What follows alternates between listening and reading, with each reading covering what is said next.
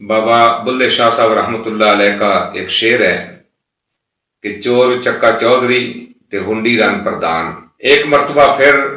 وزیر اعلیٰ پنجاب مریم نواز نے علماء کرام سے خطاب فرمایا اور وزیر اعلیٰ نے بڑے درد دل کے ساتھ یہ بات پیش کرنے کی کوشش کی ہے۔ درد دل تھا یا نہیں تھا یہ تو سننے والے ہی سن کر اور دیکھ کر بتا سکتے ہیں۔ وزیر اعلیٰ کہہ رہی تھی کہ گھر اجڑ گئے، پولیس والے شہید ہو گئے، رینجرز پر حملہ ہوا، رینجرز والے شہید ہو گئے، اور میرا دل اس پر بڑا ہی دکھی ہوا، مجھے بڑی اس بات کی تکلیف ہوئی اور میرا دل پسیج گیا۔ اور یہ بھی ایک مرتبہ جب یہ کرسمس تھا تو وہاں کرسمس پہ خطاب کرتے ہوئے کہہ رہی تھی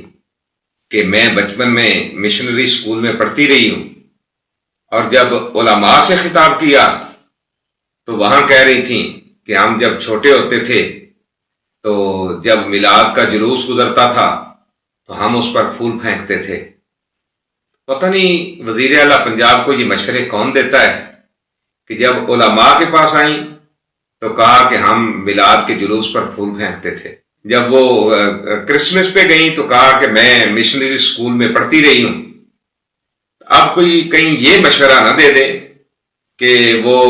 جناب کرسچینوں کے ساتھ بھی یکجہتی کر لی، علماء کے ساتھ بھی یکجہتی کر لی، جو پذیرائی چاہیے تھی وہ تو مل نہ سکی۔ تو بہرحال میں اس طرف نہیں جاؤں گا۔ محترمہ کا دل وہاں تو پسیج گیا جہاں کوئی شہید ہی نہیں ہوا، وہاں تو محترمہ کو بڑی تکلیف ہوئی۔ بھئی کوئی کیوں پولیس پر حملہ کرے گا، کوئی کیوں رینجر پر حملہ کرے گا، کسی کو کیا ضرورت ہے؟ بھئی رینجر پر حملہ کرنے کا کوئی سوچ بھی کیسے سکتا ہے؟ اچھا جو ہوا ہی نہیں اس پر تو وزیر اعلیٰ کا دل پسیج گیا اور بڑی پریشان ہو گئی اور بڑی ان کو ٹینشن ہوئی۔ آپ سب لوگ سوشل میڈیا دیکھتے ہیں، اکثر لوگ سوشل میڈیا استعمال کرتے ہیں۔ آپ نے وہ ویڈیو دیکھی ہوگی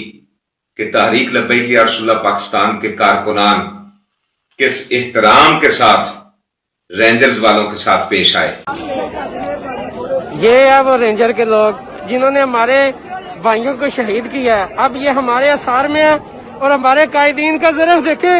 کہ وہ پرامن طریقے سے ان کو محفوظ پناہ دے رہے ہیں۔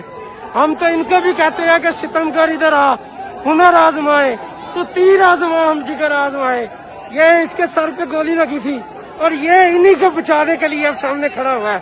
یہ ہمارے قائدین کا ظرف ہے۔ اور وہ ویڈیو بھی آپ نے دیکھی ہوگی جس میں پولیس والے کہہ رہے ہیں کہ ہم 24 گھنٹے سے ڈیوٹی کر رہے ہیں، ہمیں کسی نے کھانا تک نہیں پہنچایا، اور تحریک لبیک والوں کی مہربانی ہے کہ انہوں نے ہمیں کھانا دیا۔ گجرات سے آئے ہیں، 2 دن پہلے گجرات میں جو کھانا لے کے ہمارے پاس پہنچے ہیں، 24-48 گھنٹوں کے بعد وہ ٹی ایل پی والے پہنچے تھے۔ 48 گھنٹوں بعد پہلا جو ہم نے لقمہ کھایا وہ ٹی ایل پی پہ کھایا ہے۔ رینجر والے ہوں یا پولیس والے ہوں، یہ ادارے بھی ہمارے اپنے ہیں، ہم ان کے ہیں، یہ ہمارے ہیں، تو بھائی ان کے ساتھ کیوں کوئی ان پر حملہ کرے گا یا کیوں کوئی ایسا معاملہ کرے گا؟ اچھا جہاں کچھ ہوا ہی نہیں وہاں تو محترمہ کا دل بہت پریشان ہوا، اور جہاں مرید کے میں 1000 سے اوپر لاشیں گرا دیں، پھر وہ لاشیں جلا دیں، پھر وہ لاشیں چھپا دیں، وہاں تو دل پریشان نہیں ہوا۔ اچھا یہ جو مرید کے میں جو فلسطین کے ساتھ اظہار یکجہتی کرتے ہوئے جا رہے تھے، کیا یہ کوئی ہندوستان سے آئے تھے؟ ہاں اگر ہندوستان سے آئے ہوتے تو محترمہ کیوں ہی ان پر گولی چلواتی، کیونکہ ہندوستان کے ساتھ تو محترمہ کی بھی اچھے مراسم ہے اور ان کے ابا جی کے بھی بہت اچھے تعلقات ہیں۔ یہ چونکہ محب وطن تھے اور پاکستان سے پیار کرنے والے تھے، یہ حضور کی عزت و عظمت کے گن گانے والے تھے، تو محترمہ نے تو ان پر حملہ کروا دیا اور آرڈر دے دیا سیدھی گولی چلانے کا۔ اور یہاں جب لاشیں گریں، لاشیں جلائی گئیں، لاشیں چھپائی گئیں، یہاں تو دل پریشان نہیں ہوا۔ اور پھر وہ سید زادیاں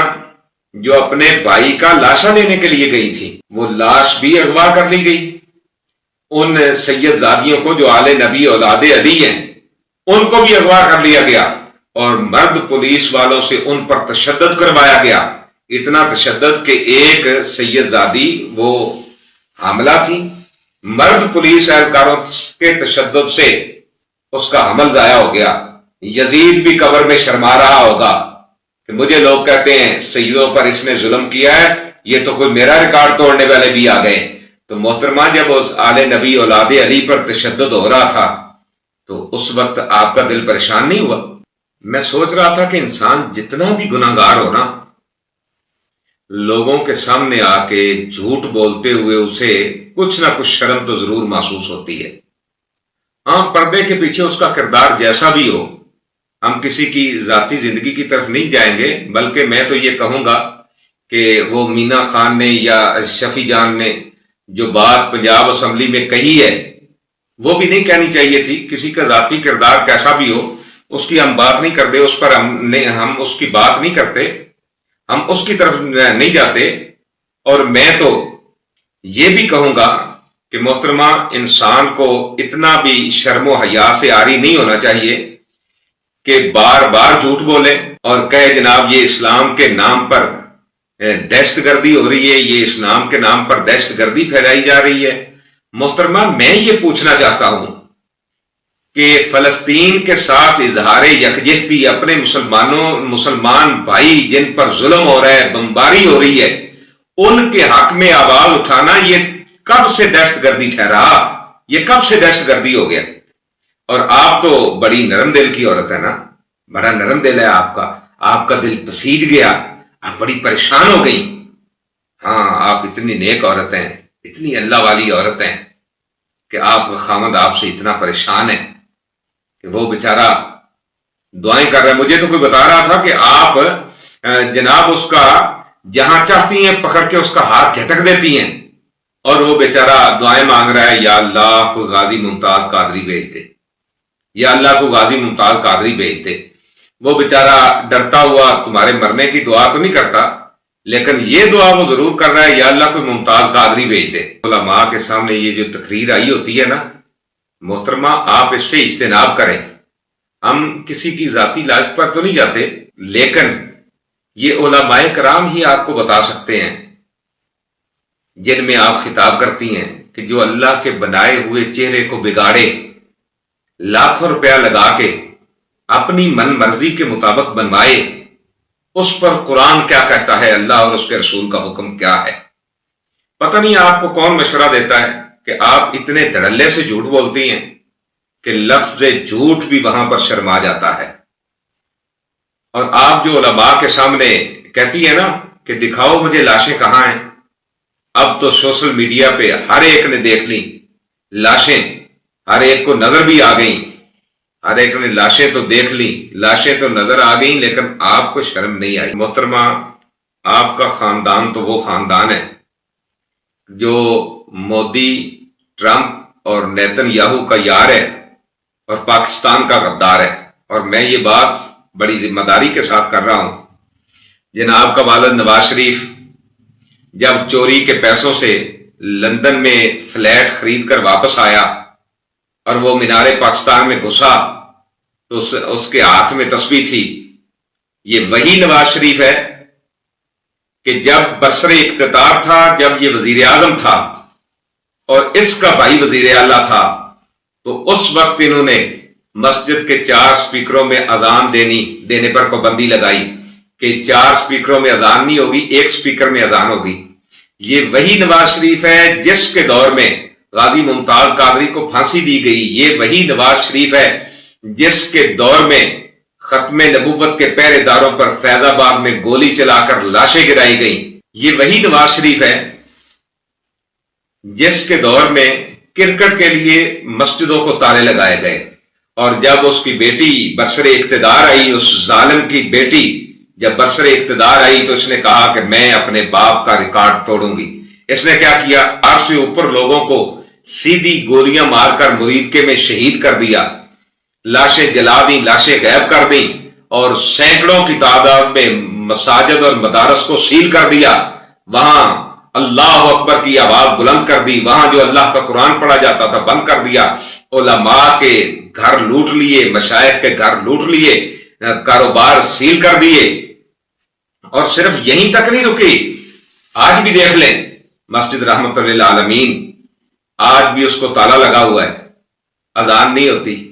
جماعت نہیں ہوتی۔ وہ چھوٹے چھوٹے بچے 10 12 14 سال کے جو وہاں آ کے اللہ کا قرآن پڑھتے تھے، اللہ کے قرآن کی آواز گونجتی تھی، اذان کی آواز تم نے بند کی، قرآن کی آواز تم نے بند کی، نماز جمعہ تم نے ختم کی،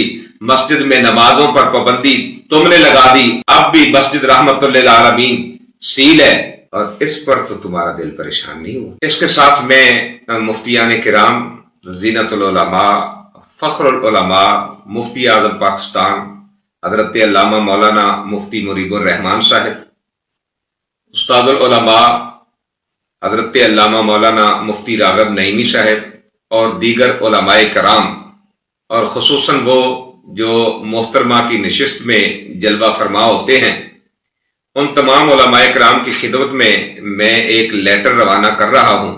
جس میں نے اپنے درد دل کو بیان کیا ہے، اور میں علماء سے یہ بھی عرض کر رہا ہوں کہ آپ ہی محترمہ کو سمجھائیں، تبلیغ کریں کہ انہوں نے شہداء کی لاشیں تو آج تک واپس نہیں دی،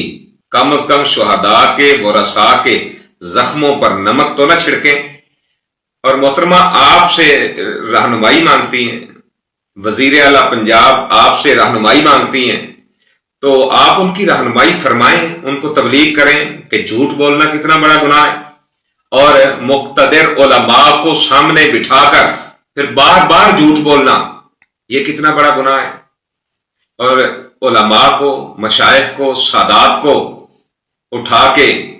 بے گناہ بغیر کسی جرم کے جیلوں میں ڈال دینا، اور اتنا تشدد کرنا کہ جناب تھانوں اور جیلوں سے لاشیں آ رہی ہوں، یہ کتنا بڑا جرم ہے۔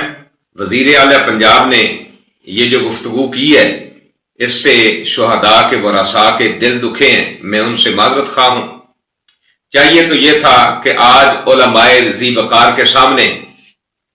وہ اپنے جھوٹ پر شرمندہ ہوتی اور کہتی کہ میں نے غلط بیانی کی تھی، میں شہداء کی لاشیں واپس دے رہی ہوں، میں زخمیوں کو ان کے حوالے کر رہی ہوں، اور جو سارے کے سارے بے گناہ میں نے قید کیے ہوئے ہیں میں ان کی بھی رہائی کا اعلان کرتی ہوں۔ لیکن جھوٹ بولتے ہوئے اور یہ کہتے ہوئے کہ مذہب کے نام پر دہشت گردی ہو رہی ہے، ایک ذرا برابر بھی شرم نہیں آئی۔ شرم آتی کیسے؟ شرم تو اسے آتی ہے جس کے اندر ہو، اور جس کے اندر ہو ہی نہیں اسے شرم کہاں سے آئے؟ بلکہ جس طریقے اور جس انداز سے گفتگو کی ہے، یہ ایک طریقے سے ہمارے شہداء کا مذاق اڑایا گیا ہے۔ میں آج اس لہجے میں بات کر رہا ہوں کہ شاید کہ ان کو میری بات سمجھ آ جائے اور وہ آئندہ علماء کے کہنے پر، اپنے کیے پر معافی مانگ لیں۔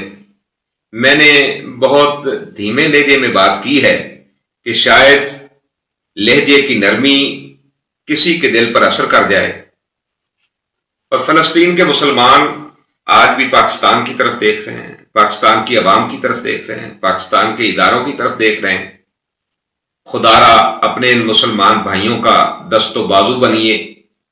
اور کوئی ایسا کام نہ کیجیے گا کہ ایسا داغ لگے جس کو ہماری نسلیں بھی دھو نہ سکیں۔ مینا خان ہو یا شفیع جان ہو، وہ ہمارے بھائی ہیں، پاکستانی بھائی ہیں، ہمارے مسلمان بھائی ہیں، ہاں، لیکن جو بات انہوں نے کی انہیں یہ بات نہیں کرنی چاہیے تھی۔ اور پنجاب حکومت کا جو ان کے ساتھ رویہ رہا، یہ بھی کوئی قابل تعریف رویہ نہیں ہے کہ جو ہی وہ پنجاب میں داخل ہوئے ہر قیام و طعام بند ہے، نہ وہ وہاں چائے پی سکتے ہیں، نہ وہاں ٹوائلٹ کے لیے جا سکتے ہیں، بلکہ ایک جگہ پہ وہ کارکنان شور کر رہے تھے کہ ہم نے محسن نقوی کرنے کے لیے جانا ہے،